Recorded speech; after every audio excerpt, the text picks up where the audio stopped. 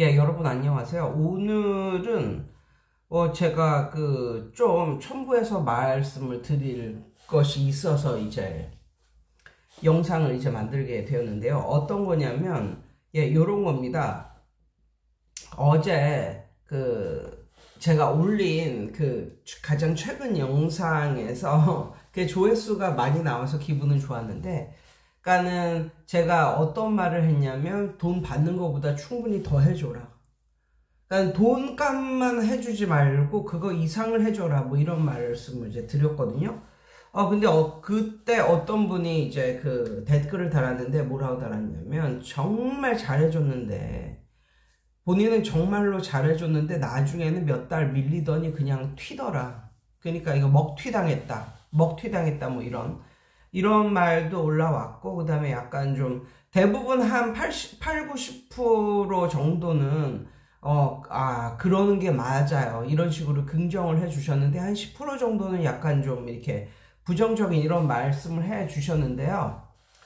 거기에 그래서 제가 그게 이제 예전에 7년 전 이야기니까, 7년이 아니고 제가 1년 지금 놀고 있거든요. 1년 동안. 그러니까 8년 전 일이네요. 8년 전 혹은 9년 전 뭐 요런 때의 이제 일인데, 어떤 거냐면, 그러니까 제 댓글 쓴 분의 취지를 알겠어요.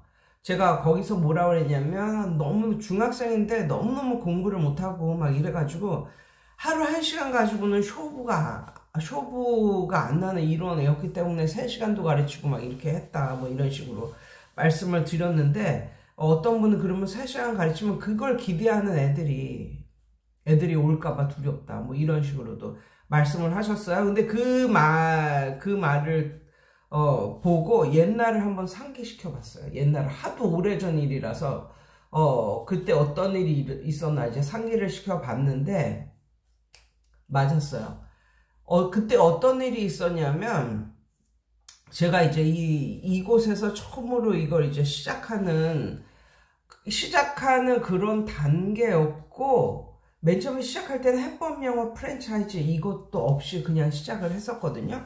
이것도 없이 이 동네 자체도 모르고 그냥 시작을 했어요. 그런데 제가 해법영어 프랜차이즈로 이거 시작을 하기 전에 그 동네의 뭐 소개 뭐 이런 거로 고등학생을 가르치게 됩니다.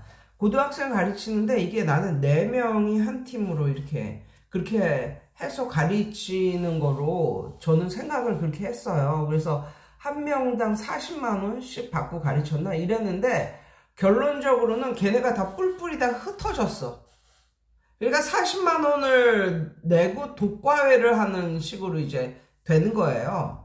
근데 애들이 공부도 못하고 막 이러는 애들인데, 그래도 어떻게 그 애들은 문 닫히기 직전에 나를 만나가지고 그나마 대학을 이제 갔습니다. 영어 때문에 이제 대학을 가게 된 애들이에요. 근데 걔네는 굉장히 독특한 프로필을 갖고 있는 애들이었어요. 뭐냐면, 초등학교와 중학교를 그냥 일반 학교를 다니는 것이 아니라 대안학교 비스름한 그런 데를 다니는 애들이었어요. 근데 그나마 그런 대안학교를 다녔을 때 그 안에서는 좀 공부를 잘했나 보더라고요. 그 안에서는 좀 공부를 잘한 애들이 고등학교 때 일반고로 검정고시를 봐서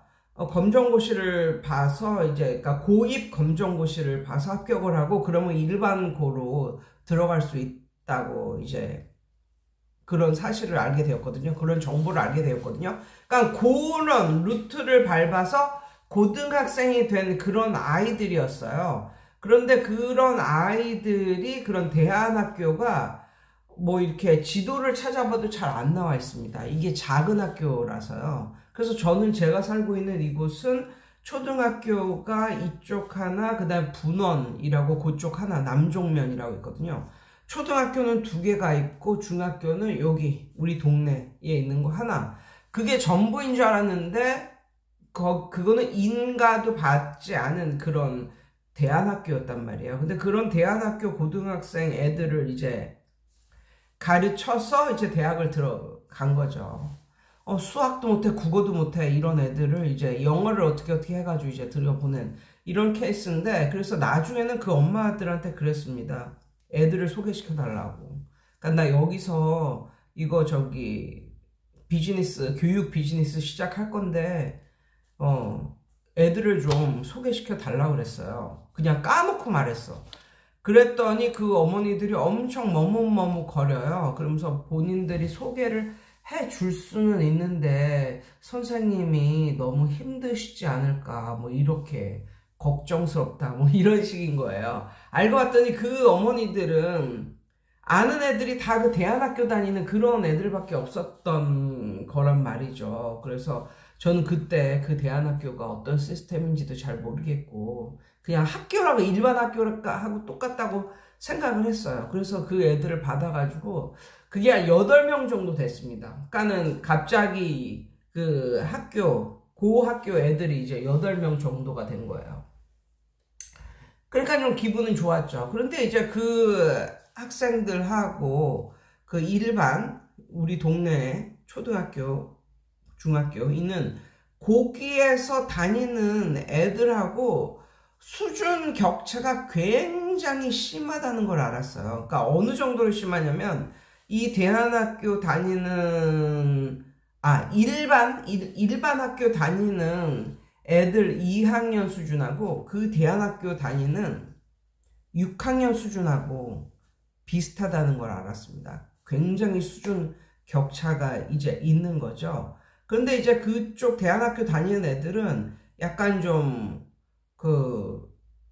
게으른 그런 게 있어가지고 항상 마지막 타임에 오곤 했어요. 그래서 마지막 타임은 근데 저는 좋더라고요. 다른 타임은 그냥 애들이 있고 마지막 타임은 이제 걔네가 있으니까. 근데 걔네는 중학생인데 그렇게 초등학교 1학년처럼 떠들더라고요. 그렇게 떠들고 뭐 이제 그런 경우에, 그래서 정말 특이한 경험이다 이거는. 왜냐면 애들이 떠들어서 조용히 하라고 말을 해도 이게 말이 안 먹혀.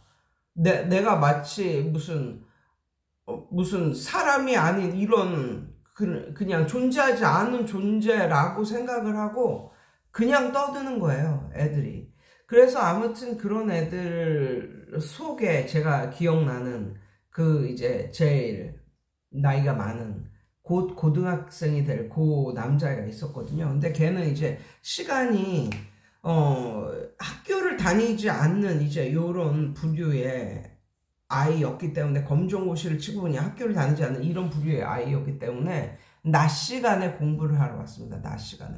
그래서 걔는 제가 3시간을 붙들고 이렇게 공부를 시키고 그랬는데, 맞아요. 결론을 말씀드릴게요. 결론은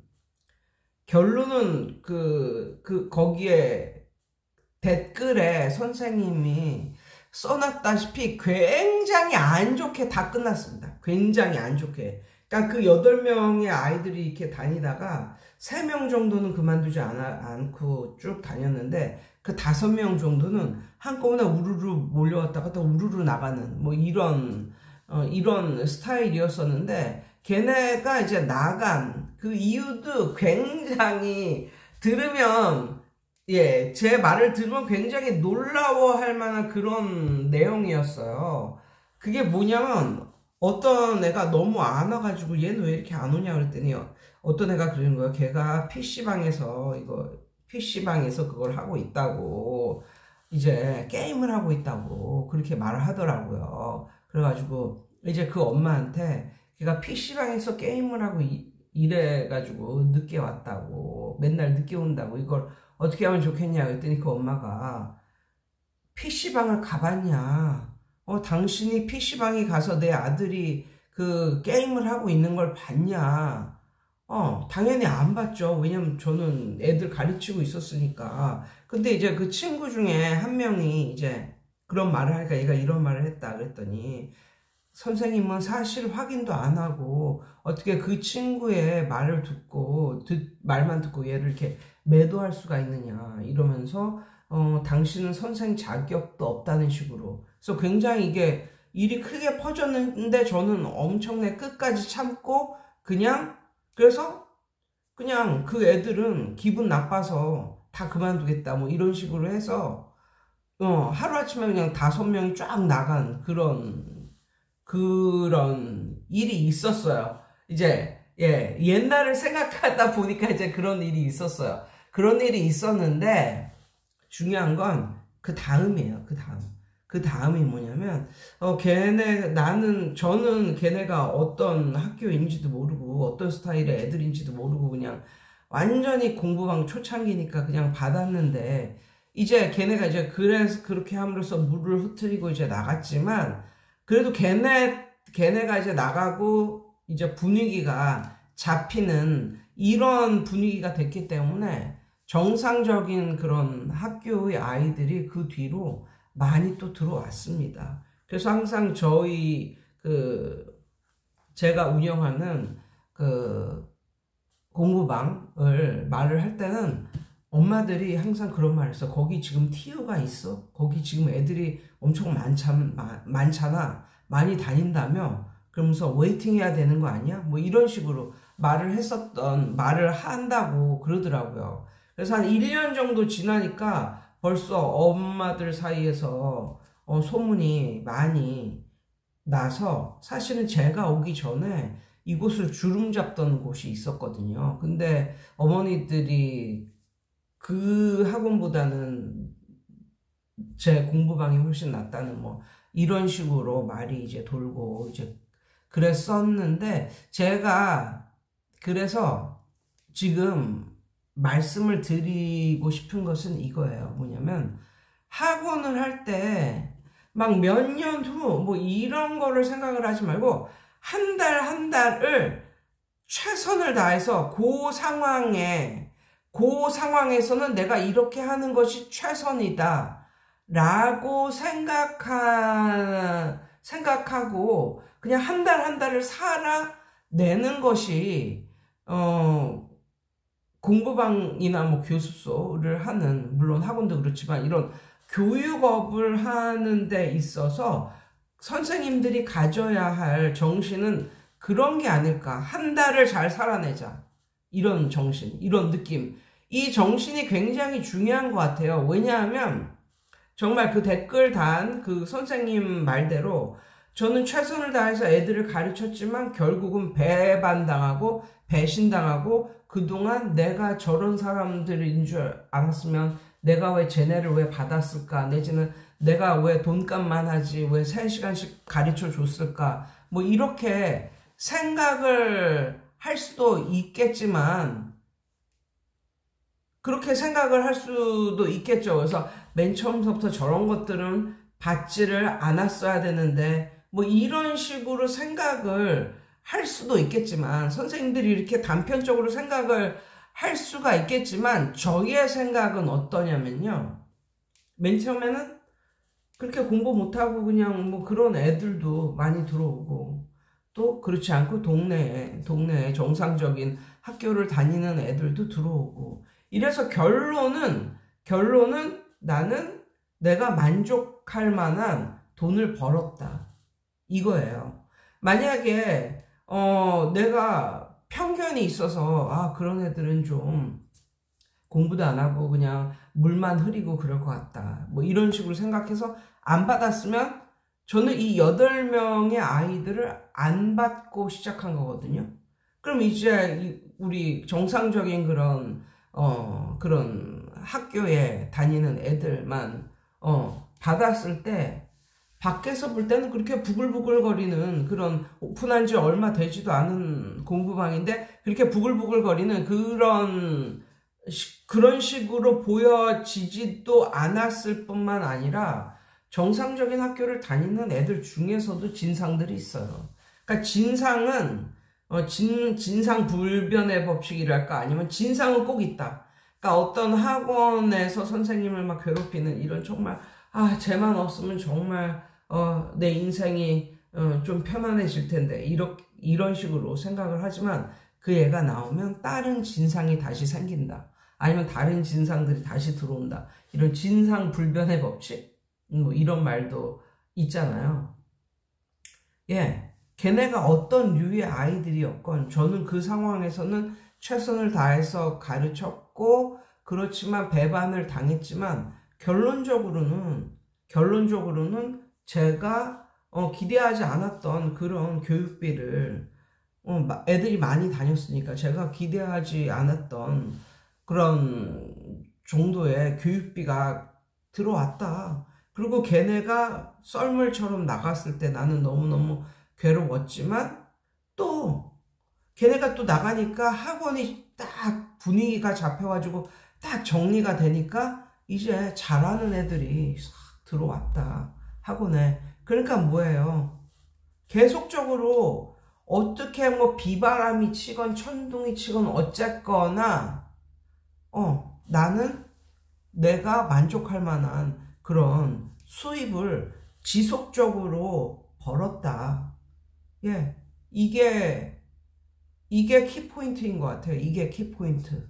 여러분, 뭐 가르치는 것 자체가 좋아서 뭐 교육사업을 하는 게 아니잖아요. 그게 다 돈이잖아요. 돈을 벌어서 뭐 잘 먹고 잘 살고 싶고 내 자식들 교육 잘 시키고 싶어, 뭐 이런 거잖아요. 결국은 돈을 벌기 위해서 하는 건데, 그래서 결국은 상황은 밖에서 볼 때는 막 비바람이 치고 천둥 번개가 치고 이랬겠지만, 결국은 내 초심을 잃지 않고 그 순간순간 최선을 다한 그 순간에 한해서 최선을 다해서 거기에 맞춰서 이렇게 반응을 하면서 살았더니, 그 안에 있는 나에게는 별로 뭐 일이 다 생기고 막 이랬지만, 결론적으로 좀 거리감 있게 좀 있는 그런 상태에서 저를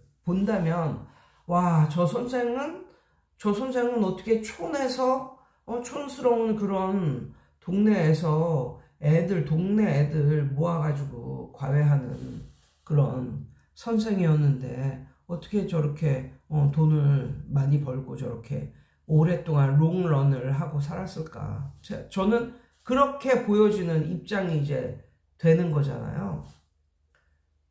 예, 그러니까 뭐든지 이 데이터를 가지고 이렇게 하면, 데이터나 편견을 가지고 이렇게 하면 나중에 배반 당한다, 뭐 이런 식으로 생각을 하고 살 필요는 없을 것 같아요. 그리고 너무 그렇게 많은 정보를 듣지도 마시고, 그러니까 이런 거잖아요. 또 다른 예로 이제 말씀을 드려보면, 얘하고 22살 때 만나서 30살까지 8년을 사귀었어. 근데 결국은 얘하고 헤어지고 이놈은 딴 여자, 몇 달 안에 딴 여자를 꿰차고 나왔어. 뭐 이런 스토리가 있다고 쳐.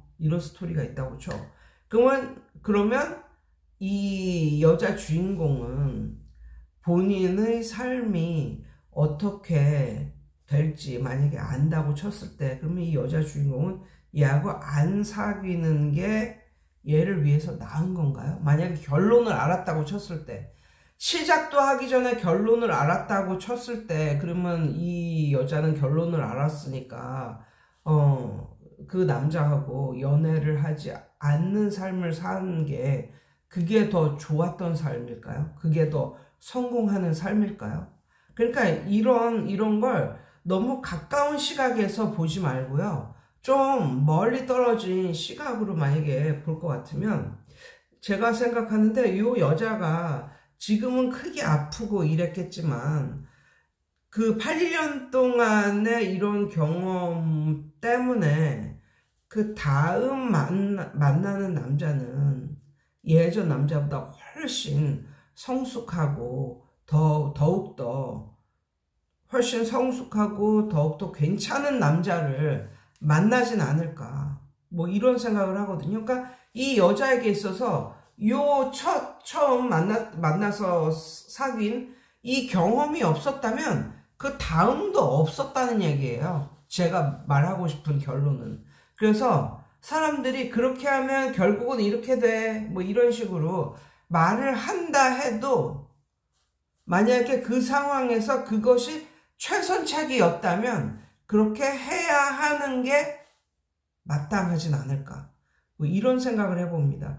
사람들은 항상 결론을 얘기하는데 이 결론을 얘기하기 이전에 그 상황 속에서 한 달이 상황 속에서 본인이 할 수 있는 한에서 본인이 할 수 있는 최선의 것을 한다면, 그렇게 한 달을 산다면 그 사람이 결국은 뭐 나중에 망했다고 하더라도 이 사람이 그 안에서 겪은 경험은 굉장히 이 사람이 성장하는데 좋은 경험이 될 수 있고, 그 다음에 또 두 번째 비즈니스를 시작함에 있어서도 이 첫 번째 경험이 충분한 이런 자양분이 되지는 않을까, 뭐 요런 말씀을 드려봅니다. 예, 여러분 오늘도 좋은 하루 되세요.